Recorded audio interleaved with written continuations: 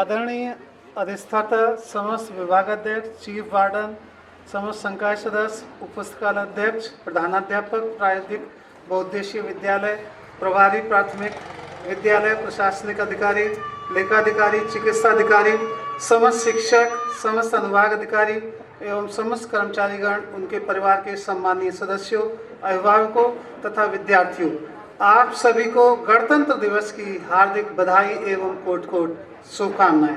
आज हम सभी के लिए यह गौरव का विषय है कि विश्व का सबसे बड़ा लोकतांत्रिक राष्ट्र हमारा भारतवर्ष अपने गणतंत्र की स्थापना का 74वां समारोह तथा 73वीं वर्षगांठ मना रहा है।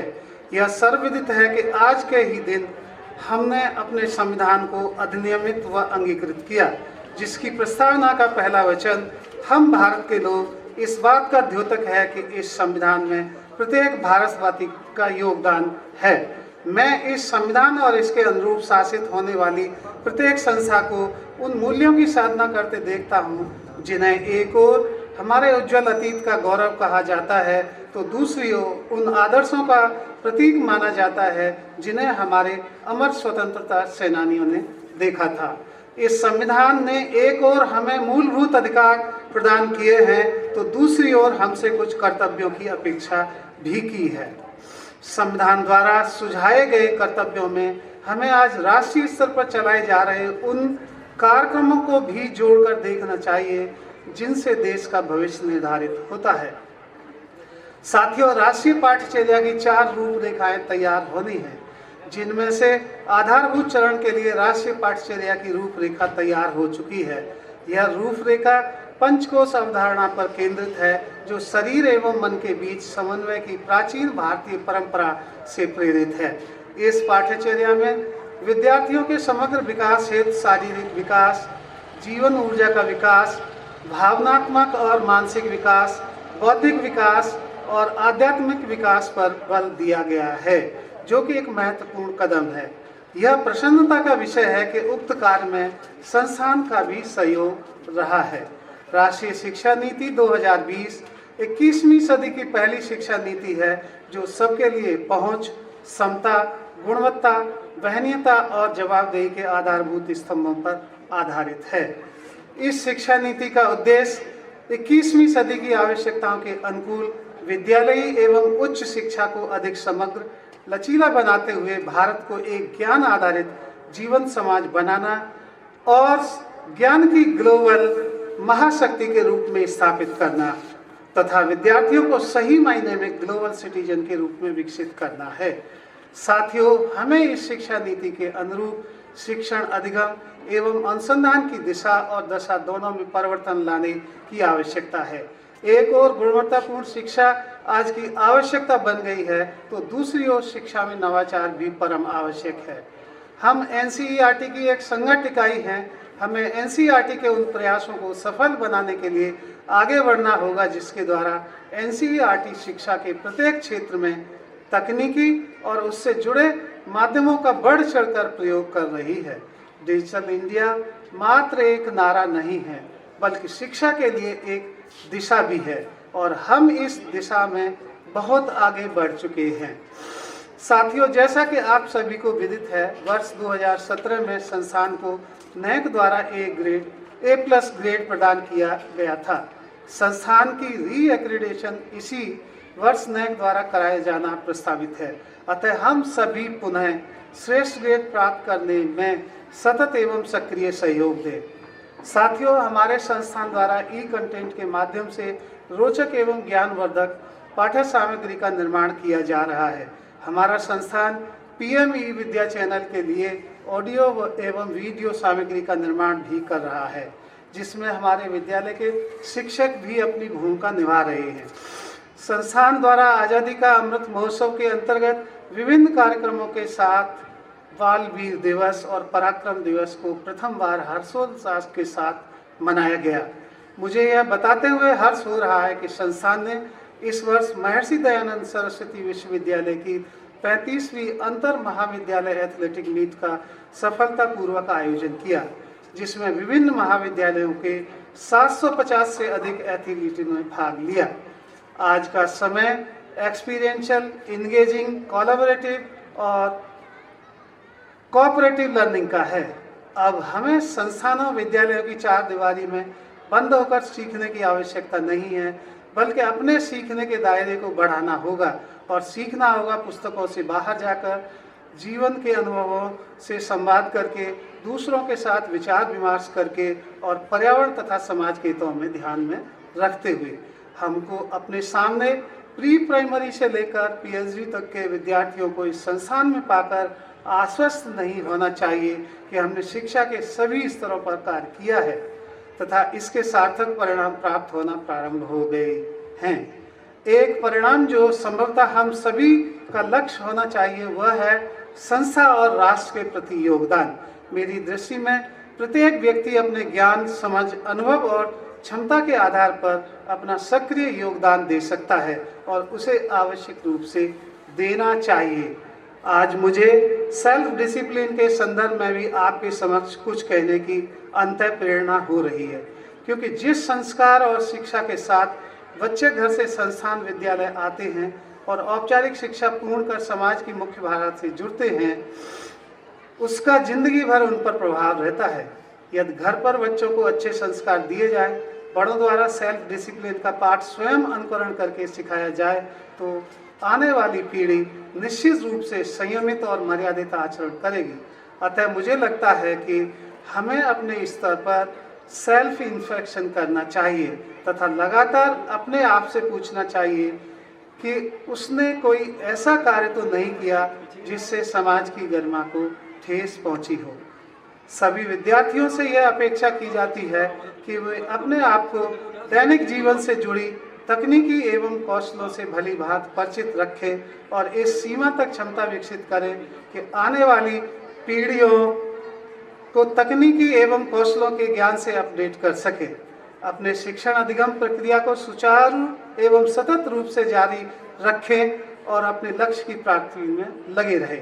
जैसा स्वामी विवेकानंद जी ने कहा है, उठो, जागो और तब तक मत रुको जब तक लक्ष्य को प्राप्त ना कर लो। गांधी जी के बारे में कहते हैं, शिक्षा के बारे में कहते हैं कि शिक्षा से मेरा अभिप्राय है बालक और मनुष्य के शरीर, मस्तिष्क और आत्मा में पाए जाने वाले सर्वोत्तम गुणों का चहुमुखी विकास। महान शिक्षक सर्वपल्ली राधाकृष्णन के अनुसार शिक्षा का अंतिम लक्ष्य स्वतंत्र रचनात्मक व्यक्ति बनाना है, जो ऐतिहासिक परिस्थितियों और प्रगति की प्रतिकूलता उनसे लड़ सके। इसी संदर्भ में आज के दिन में शिक्षा को ऐसी सकारात्मक ऊर्जा के रूप में देखना चाहूँगा जिसके द्वारा हम अपने देश के प्रत्येक बच्चे में निहित अद्वितीय क्षमताओं को सामने ला सकें, जिसकी राष्ट्र को आवश्यकता है। हमारा संस्थान उत्तर भारत के अध्यापक प्रशिक्षण संस्थानों में एक उत्तम गुणवत्ता के अध्यापकों को प्रशिक्षण प्रदान करने वाला संस्थान है। अतः आज के दिन में संस्थान में कार्यरत प्रत्येक व्यक्ति को यह संदेश देना चाहूँगा कि वह अपनी क्षमताओं, ज्ञान और कौशल का इस प्रकार से रचनात्मक प्रयोग करे कि हमारे संस्थान की सेवाओं में गुणात्मक सुधार हो। पुनः आप सभी को गणतंत्र दिवस की कोट कोट बधाई, हार्दिक शुभकामनाएं। आशा है कि हम सभी सकारात्मक ऊर्जा एवं सामूहिक प्रयासों से देश की उन्नति और विकास में सक्रिय भूमिकाएं निभाएं, जिससे आत्मनिर्भर भारत को व्यावहारिक रूप दिया जा सके। जय Hind.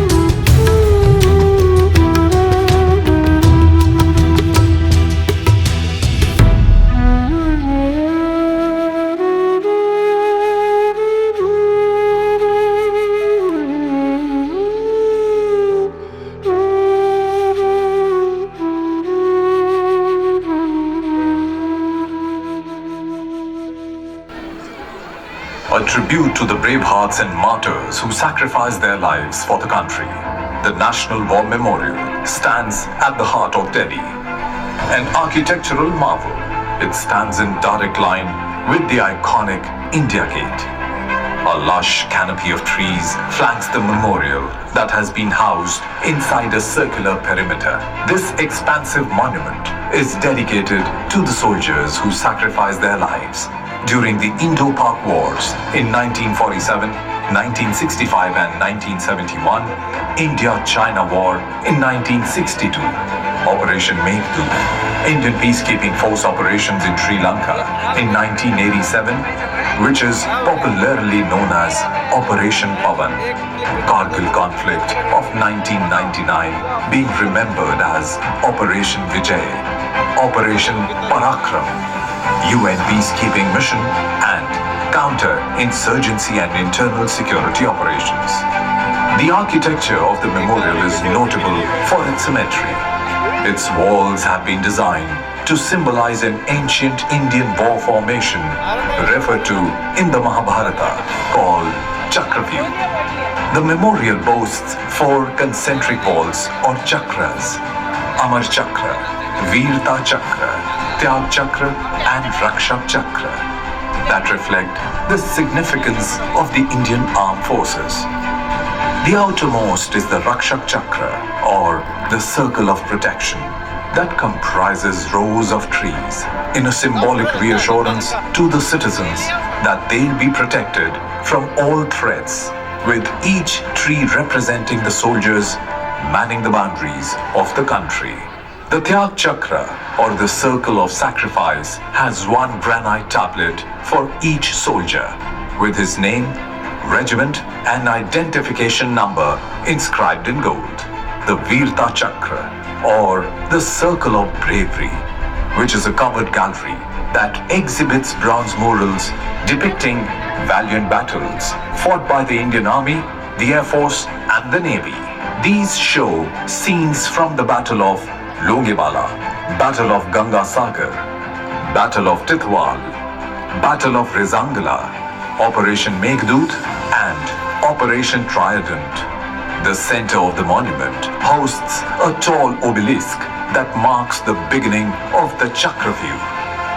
This obelisk is in the Amar Chakra or the circle of immortality and is topped by the lion capital.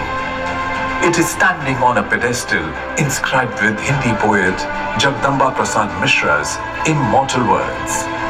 शहीदों की चिताओं पर जुड़ेंगे हर बरस मेले, वतन पे मरने वालों का यही बाकी निशान होगा. The center of the chakra also holds the eternal flame that symbolizes the immortal spirit of the martyrs. Towards the exit stands the statue of a lone soldier in perfect alignment to the center. This depicts the belief that a soldier never sleeps and never dies. The north complex of the memorial houses a souvenir shop that sells a variety of souvenirs and memorabilia.